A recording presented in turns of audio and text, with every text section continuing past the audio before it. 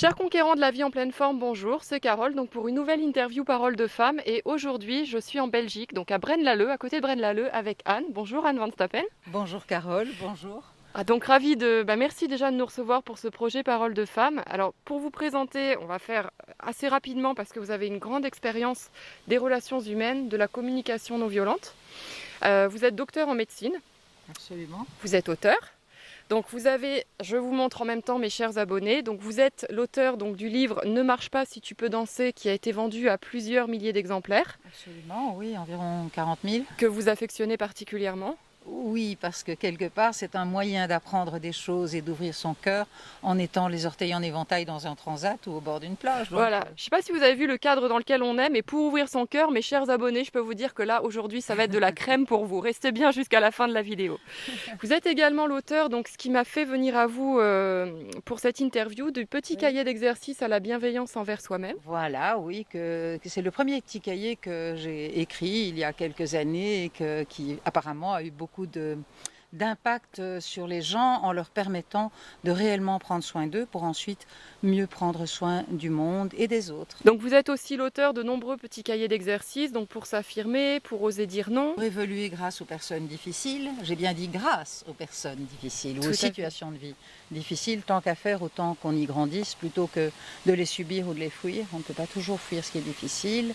Puis j'ai écrit le basique de la communication non violente pour les personnes qui n'ont pas l'occasion de suivre des stages et qui ont vraiment envie d'apprendre à communiquer avec son propre cœur sans pour autant se priver de sa tête. Oui, parce que vous êtes formatrice en communication non violente depuis plus de 20 ans. Exact. C'est une passion, hein, j'imagine. Ah, j'adore. Oui, ça se voit. Je ne suis pas tombée dedans quand j'étais petite, mais j'adore. Et Marshall Rosenberg est vraiment quelqu'un qui a ouvert mon cœur et qui a radicalement changé ma vie. Toutes les références, comme d'habitude, seront sous la vidéo pour les abonnés qui veulent retrouver les ouvrages dont on parle.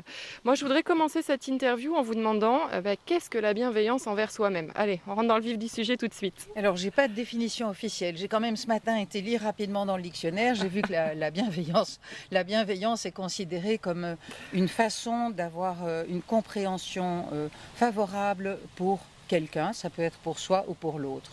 Alors pour moi, ma définition de la bienveillance, c'est simple, il ne faut pas chercher loin, c'est veiller au bien. Et pour moi, le bien, c'est important d'y veiller dans 3 axes. D'abord pour moi, ensuite ça rejaillit sur autrui et en même temps je peux me concentrer là-dessus. Et ensuite à notre belle planète dont on a un petit modèle ici dans le soleil. Et aussi la bienveillance, c'est s'arranger pour prendre soin de soi d'une telle façon qu'on va bien, et quand on va bien, on a naturellement envie de donner énormément à l'autre, parce que, souvenez-vous, quand vous êtes en forme, vous avez envie d'aller le partager, et quand on partage des joies, elles augmentent, et ça circule naturellement. Le flot de la vie est là, qui fait qu'on a envie d'aller vers l'extérieur. Alors justement, vous me parliez un petit peu, là, en dehors caméra, de l'égoïsme. On va parler des différentes formes d'égoïsme, mais il y a une très belle phrase qui dit que pour savoir dire je t'aime, il faut savoir dire je.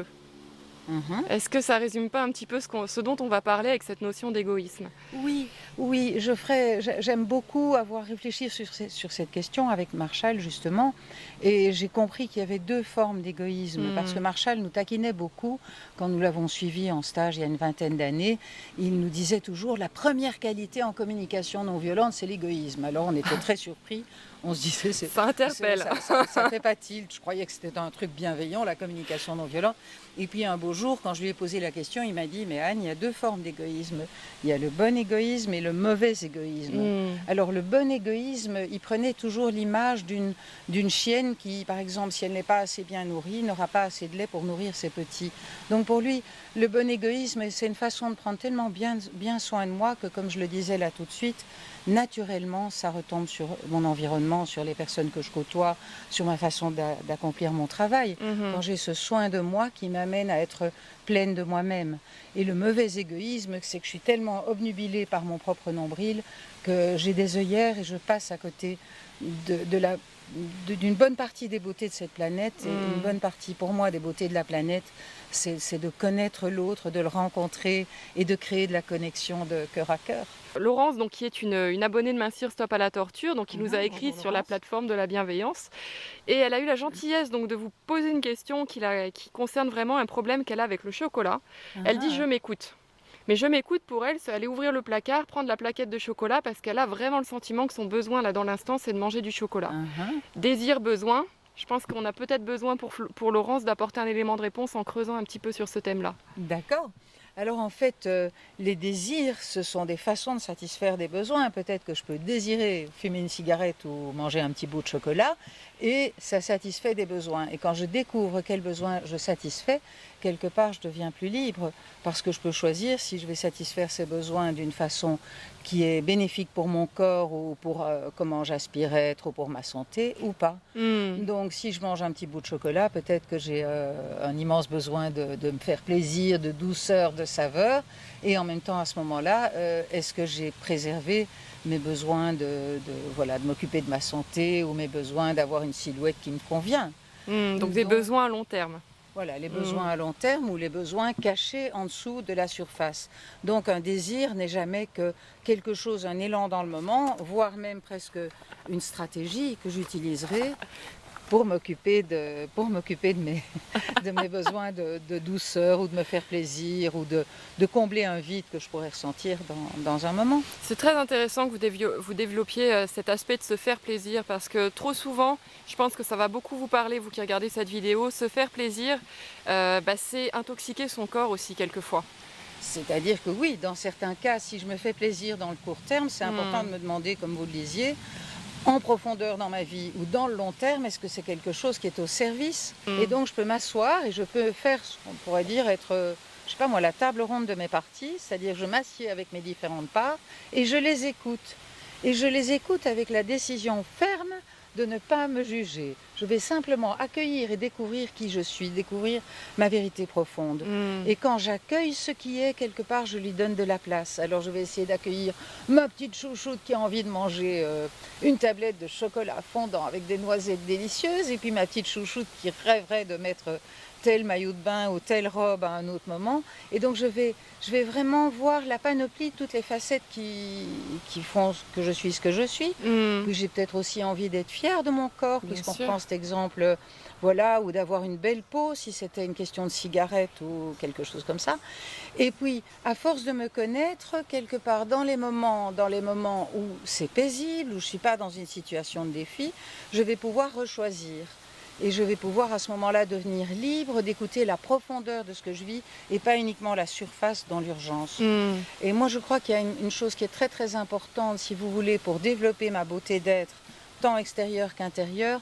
Il y a plusieurs choses importantes. Une première chose, c'est de ralentir. C'est pas dans l'urgence ou quand je suis tout le temps sous pression que je vais arriver à me contrôler et à éventuellement à être en accueil de toutes les parties de moi. En pression, je vais toujours réagir avec ce que j'ai l'habitude de faire. Tandis que si je m'assieds avec moi-même, je me prends un bon petit moment et j'écoute toutes les parties de moi, je vais devenir plus pleine de moi. J'aurai peut-être moins besoin de me remplir de choses extérieures et je vais surtout devenir plus amoureuse de toutes les parties de moi. Il y a quelque chose que je trouve magnifique dans ce que vous nous partagez, c'est qu'au final, tous ces désirs, peut-être ces comportements nuisibles qu'on a aujourd'hui, c'est une façon d'aller vers son être profond, une façon peut-être de mieux s'accueillir, de mieux s'accepter, de se découvrir.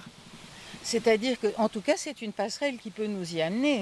La plupart des personnes que je connais, et moi incluse quand je suis dans ce cas-là, c'est pas du tout quand je mange mon chocolat, je ne vais pas dans ma profondeur, soyons quand même très réalistes. Mais si je m'arrête et que je fais la table ronde de mes parties, je peux découvrir tout ce qui se cache là derrière. Je peux voir mon besoin de douceur et puis je peux me demander, mais et toi-même, est-ce que tu es douce avec toi-même? Ou comment tu pourrais l'être davantage? Je peux voir mon besoin de saveur et puis je peux me demander, mais comment tu la cultives, ta joie de vivre, qu'est-ce qui te rend vraiment heureuse? Et puis je peux explorer tout ça. Et dans tout ce travail de découverte de qui je suis, de ma vérité profonde, vont émerger des besoins que j'appellerais prioritaires, qui sont d'ailleurs souvent des valeurs, des choses qui vraiment sont essentielles pour moi. Moi je sais que, en ce qui me concerne, j'ai besoin de savoir que je suis libre. J'aime pas quand je sais que je suis complètement dépendante d'une tablette de chocolat pour aller mieux, c'est pas quelque chose qui me fait plaisir. Et les fois où je ne suis pas libre, je peux aussi avoir de la compassion pour moi et prendre cette part dans les bras qui a juste pas réussi aujourd'hui. Parce que comme je le disais dans un de mes petits cahiers, tout ce à quoi je résiste persiste. Oui. Donc si je suis là en train de me traiter de tous les noms parce que j'ai pas été libre par rapport au chocolat, ça va pas m'aider à augmenter mon espace de liberté. Mais si je m'accueille, je me prends dans les bras, j'écoute tous mes ressentis à la fois physiques et émotionnels, puis je vois les besoins non satisfaits dans le moment. À ce moment-là, une fois que je connais mes besoins, je peux découvrir d'autres façons de les assouvir. Mais ce qui est fascinant aussi dans ce que vous partagez, c'est que je connais beaucoup de femmes qui vont se culpabiliser effectivement quand elles vont écouter la part d'elles qui veut manger la pizza ou la tablette de chocolat. Mais du coup, ce que vous dites, c'est que ça ne veut pas dire qu'en elles, il n'y a pas aussi la partie qui veut un beau corps, qui veut une belle santé. Elles vont se dire, je Oui, ne suis pas capable, j'ai pas de volonté. Mais non, cette partie-là, elle existe aussi en elles. C'est juste qu'elles ont écouté une autre part, peut-être dans le voilà. moment. Et Hmm. qu'elles ont créé des habitudes où on prend tout de suite la solution d'urgence, où elles ne se sont pas donné le temps de ralentir. Et alors, quelque part, elles n'ont pas créé d'autres passerelles neuronales ou d'autres habitudes qui vont les aider Exactement. à avoir d'autres solutions. Je pense que quand on n'a qu'une solution pour se soulager, ou tout être humain cherche la détente, ou être juste plus Bien détendu, sûr. quelque part, tant qu'on n'a pas plusieurs solutions, je pense qu'on n'est pas libre. Mais pour trouver plusieurs solutions, c'est chacun pour soi, et ça se Hmm. fait hors défi. Et Oui. pour moi, le chemin se fait en marchant. C'est un petit peu tous les jours. J'aime bien la notion du PPPP. Vous savez ce que Je c'est? ne sais pas. Le plus petit pas possible. Est-ce que tous les jours, je m'arrange pour faire un petit pas dans le sens de mes rêves profonds Hmm. et de mes aspirations? Et là derrière, c'est important qu'il y ait une discipline. Donc je parlais de lenteur tout à l'heure, Oui. mais il y a aussi autre chose qui est important. Même si ma discipline consistera, je sais pas, à une toute petite chose microscopique, mais de m'y tenir. Et là derrière, il y a... Elle Vous êtes vous un aime, cadeau elle-même. cette abeille. Et là derrière, il y a aussi la gratitude et pouvoir m'émerveiller sur mes petits pas accomplis, plutôt que de Hmm. me lamenter, de me faire des reproches sur ce que j'ai pas réussi à faire. C'est réellement important de pouvoir s'auto-féliciter, Hmm. remarquer les progrès faits, ce qui ne veut pas dire qu'on devient complètement complaisant avec soi-même en se disant c'est pas grave, 5 tablettes, allez, allons-y pour 6. Oui. Donc avoir cette capacité d'avoir de la bienveillance et pour soi-même, de se célébrer et puis de faire le point quand même avec discipline et lucidité. Et quelle est la transition justement entre la bienveillance et la complaisance? Il y a des femmes qui me diraient par Oui. exemple, j'écoute mes besoins, et vous le dites dans le petit cahier de la bienveillance, je vais regarder la télé toute la journée. Donc là, est-ce que c'est de la Voilà. Voilà. Ben, là, justement, l'important, je parlais au début, je crois que je parlais de la bienveillance, c'est que c'est important que ce soit se faire du bien sans qu'il y ait Hmm. un coût à payer, que ce soit pour l'autre, la planète ou pour des parts de moi. Alors si je regarde la télé toute la journée et que voilà, je n'ai pas lu tel bouquin passionnant qui va me faire du bien, de nouveau, il est évident que c'est pas l'idéal. Hmm. Sauf si j'avais un besoin de détente absolue, et c'est moi qui sais. Mais si je ressens un inconfort le soir et que je recommence le lendemain et que je suis complètement dépendante de la télévision, alors il y a quelque chose qui cloche. C'est important de savoir ça. Donc moi, ce que j'adore, c'est d'avoir la tenue d'un journal. À la fois un journal de ce que je voudrais améliorer, des jugements éventuellement désagréables que j'ai sur moi, parce que là, je peux les transformer en des perles. Vous parliez de ça tout à l'heure, vous disiez que des difficultés ou des compensations contiennent des perles. Moi, je crois que chaque jugement désagréable que j'ai sur moi contient la beauté d'un besoin. Hmm. Par exemple, si je me suis répété « Oh, je suis nulle, j'y arriverai jamais », si on y réfléchit un peu en profondeur, c'est que je suis triste parce que j'ai vraiment besoin de croire en moi. Hmm. J'ai besoin de croire dans ma puissance de transformation. Alors essayez, faites l'exercice, dites-vous pendant 5 minutes, j'ai besoin de croire en moi, ça va vous créer une autre énergie que Oui. si vous vous dites, je suis nulle, je ne vais pas y arriver. Oui. Donc quelque part, est-ce que j'ai la capacité de travailler les jugements que j'ai en moi pour les transformer en potentiel d'action? Hmm. Et ça se fait, c'est pas très compliqué. Derrière chaque jugement, chaque pensée que j'ai, il y a l'expression maladroite parfois d'un besoin Oui. et d'un vécu, d'un sentiment. Donc je Hmm. peux transformer mes idées noires ou mes jugements sur moi en potentiel d'action. Ah, c'est Et magnifique aussi, ça. c'est vraiment important dans le même ordre d'idées, puisque je parlais du journal. Donc moi j'ai un journal qui a deux faces. D'un côté, il y a les jugements désagréables que je fais sur moi et je les retransforme en leurs cadeaux et leurs perles, les sentiments, les besoins, et qu'est-ce que je peux faire par rapport à ça? Hmm. Parce que si je connais juste mes sentiments, je suis découragée, mes besoins, j'ai besoin de croire en moi et que je ne fais rien pour ça, ça va rester assez inutile. Hmm. Voilà, ça va me soulager déjà, je vais me sentir mieux, plus à l'aise, mais ça ne va pas passer à l'acte, à l'action concrète, réalisable, Oui. et le plus petit pas possible, mais quand même faire ce petit pas. Et de l'autre côté, j'ai la partie gratitude et émerveillement. C'est-à-dire que ce que j'ai remarqué, c'est que quand un être humain peut voir déjà sa beauté, sans complaisance, mais peut dire, mais tu l'as fait à d'autres moments, alors tu peux recommencer, et que cet être humain s'auto-coach et s'attelle à voir aussi ce qu'il fait déjà de bien, quelque part ça va lui donner du courage pour la suite. Et il y a une autre partie dans ce petit cahier que vous pouvez mettre au milieu si vous le souhaitez, c'est comment vous transformez vos états d'âme désagréables. Voilà, vos pensées induisent des sentiments. Si j'ai un état d'âme où je me sens racrapotée, recroquevillée, racrapotée c'est belge, hein, je ne sais pas si... Non, si mais... on utilise ça. Ah non, non, racrapoter, je connaissais pas, mais c'est mignon comme tout. Recroquevillée, on va dire. Et donc, si je me sens réduite comme ça, c'est visiblement, si je suis comme ça, qu'il y a un besoin insatisfait. Donc, je peux essayer d'aller chercher quels sont les besoins insatisfaits. Dans la fin des petits cahiers, il y a toujours des listes. Et puis, quand je lis les besoins, peut-être que j'ai un besoin, voilà, mettons, de bienveillance envers moi-même. Ah, je ne suis pas très bienveillante envers moi-même. Ok, qu'est-ce que je pourrais faire? Quel est le plus petit pas possible? Voilà, et le plus petit pas que je tiens aussi, pas que je vais faire un jour et puis lâcher le lendemain. Voilà, et puis je rappelle, quand je n'ai pas réussi à tenir mes engagements, compassion pour moi-même, parce que plus je me juge, plus je vais perpétuer un cercle toxique. Hors caméra, vous me demandiez, c'est quoi pour vous la beauté d'être? Pour moi, c'est simple, c'est comment je peux faire pour être un soleil et comment je peux aider l'autre à le devenir, un vrai soleil. Ça me touche, c'est magnifique ce que vous partagez. Voilà, un simple soleil. Vous dites, accepter d'être bienveillante, c'est aussi peut-être apprendre à mieux s'accepter, à mieux prendre soin de soi et peut-être oser déplaire. Comment on communique là-dessus avec ses proches? Alors, oser déplaire, moi je crois qu'il y a deux axes. Il y a un moment où si j'ai toujours essayé d'écouter l'autre, tout à l'heure je faisais ce signe de l'infini, où l'autre quelque part je lui donne une place énorme et moi j'en prends une toute petite, eh bien si j'ai fait ça toute ma vie, il y a un moment où je vais me lever le matin, soit je serai dans le burn-out, soit j'aurai mangé 15 caisses de pralines pour continuer d'être ce qu'on pourrait appeler une gentille personne à moitié morte. Un mort-vivant. Un mort-vivant.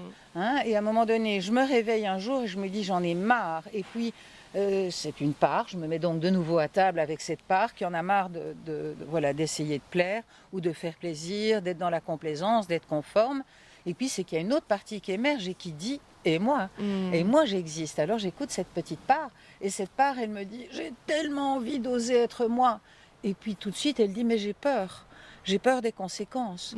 Et alors, à ce moment-là, je peux essayer d'écouter cette part. Qu'est-ce que tu crains? Mais je crains qu'on ne va plus m'aimer, ou je crains que je vais déranger, ou je crains que je n'aurai plus de place au sein de ma famille, ou quelque part je suis tellement associée à être celle qui donne que le jour où je vais commencer à prendre soin de moi, on va peut-être pas venir m'apporter des fleurs tout de suite. Tout à fait.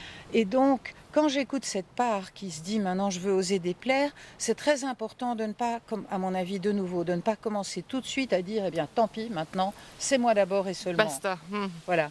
Et donc à ce moment-là, je crois que c'est important d'avoir une façon de comprendre qu'oser déplaire, ce n'est jamais dire non à l'autre. C'est de commencer à dire oui à mes besoins. Mais pour ça, je dois les connaître, mes besoins. Et donc, il y a tout un apprentissage. J'ai écrit là-dessus un petit cahier qui s'appelle « S'affirmer et oser dire non ». Tout à fait, qui est juste ici. Voilà, et qui, je pense, aide pas mal de personnes.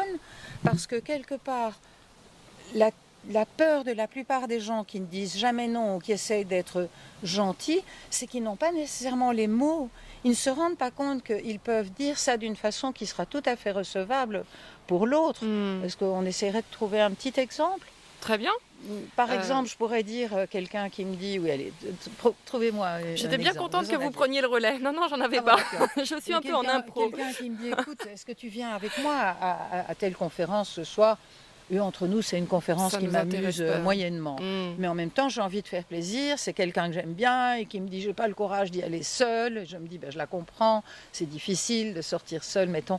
Bon, et alors je suis là avec différentes parties de moi que je peux écouter très rapidement si j'ai de l'entraînement. Une part a envie de faire plaisir. Une part se dit, il y aura peut-être de la découverte. Peut-être ça va être bien cette conférence. Et une part se dit, oh non, j'ai quand même envie de me cocooner chez moi à la maison. Et puis j'ai envie de faire des choses qui me passionnent plus. Si c'était un autre thème, j'irai volontiers. Et donc, à force d'écouter tout ce qui se vit en moi, va à un moment donné émerger quelque chose, c'est à quoi je vais dire oui. Parce qu'en fait, le non, je ne dis jamais non.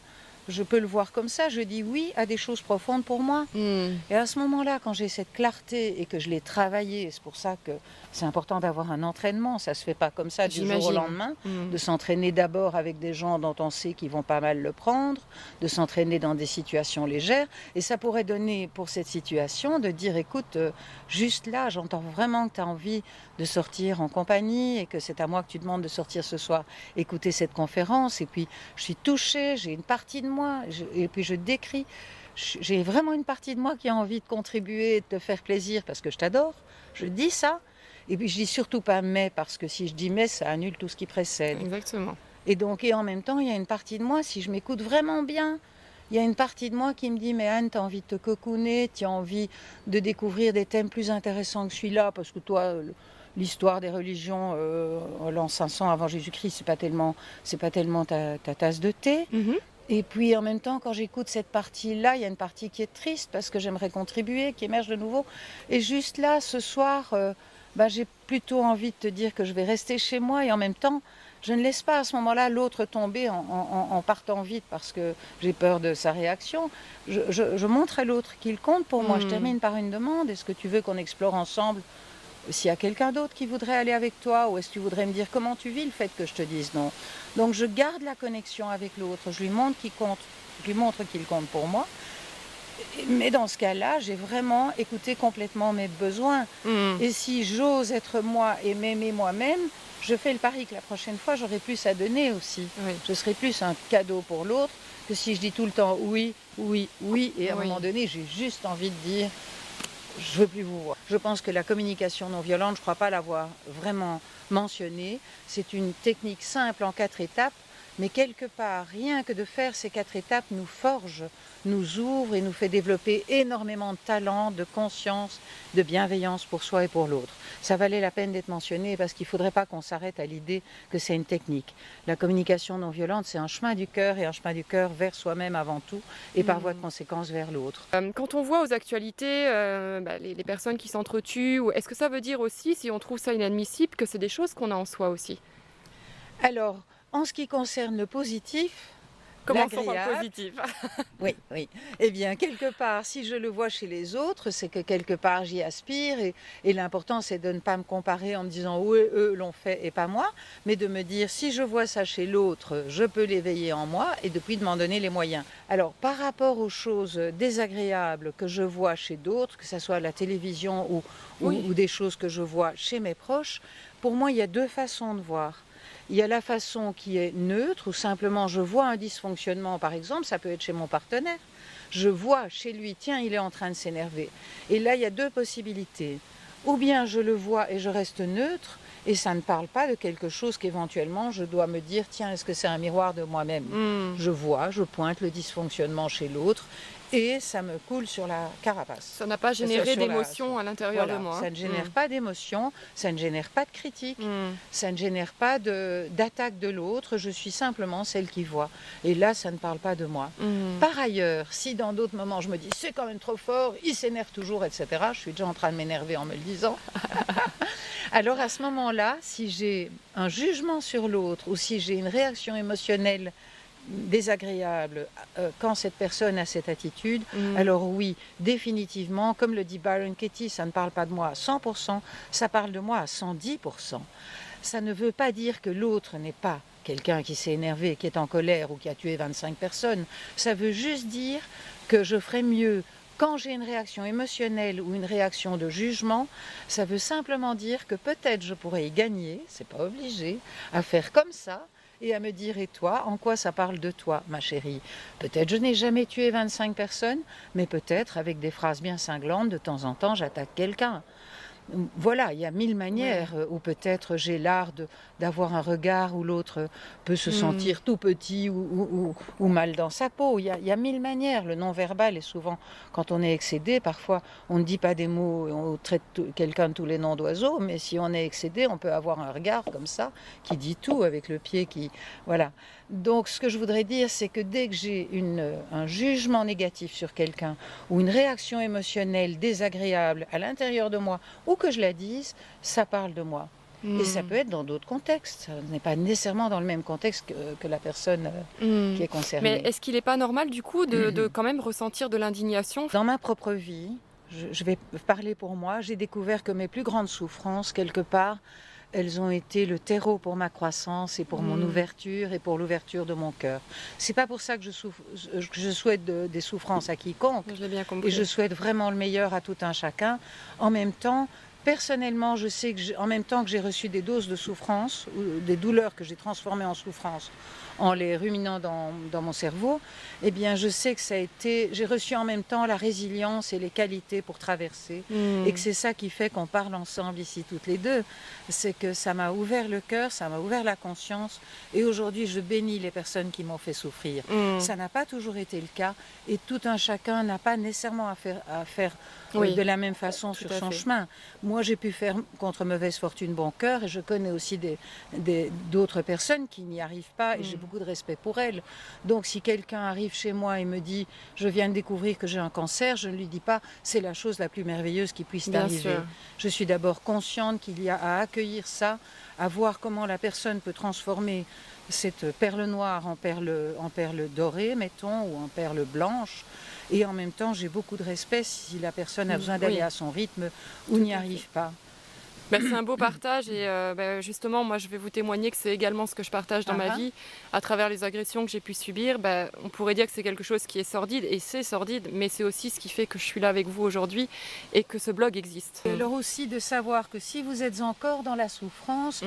il y a plusieurs étapes. Ne commencez pas à vous dire que vous devriez déjà être dans un Oui, autre espace. Si vous êtes dans la souffrance, je répète toujours la même chose, compassion pour ce qui est.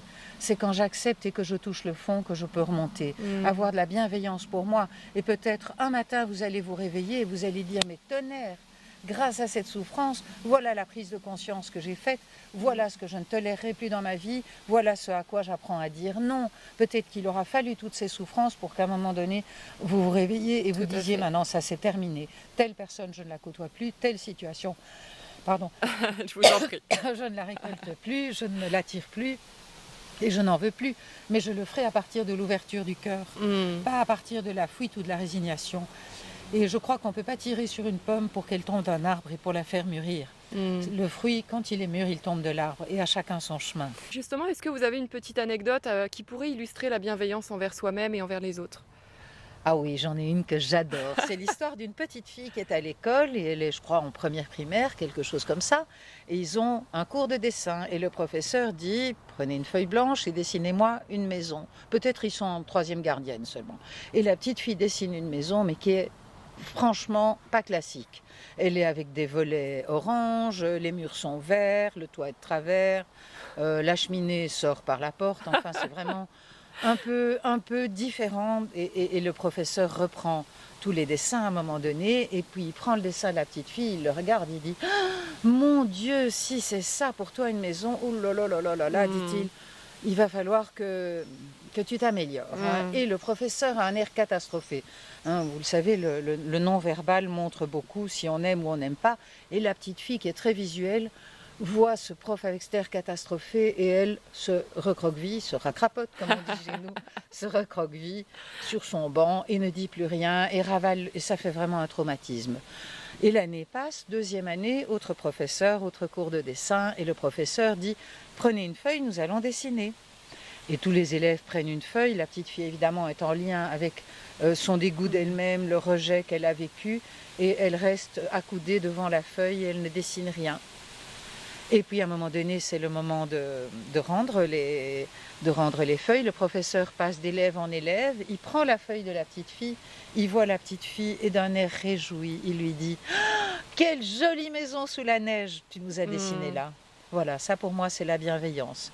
C'est voir et c'est ce que je recommande à chacune des auditrices vis-à-vis d'elle-même, c'est voir au-delà des apparences, c'est trouver le beau, trouver le joyau. Voilà. Magnifique, chez toute personne on peut faire ça, trouver le beau, trouver le joyau. Pour moi, oui. C'est même un beau challenge demain matin de se lever avec ça en tête, voir la beauté chez l'autre. Hein. Et surtout chez soi. Oui, voilà, on va commencer déjà par là, vous avez raison. Ouais.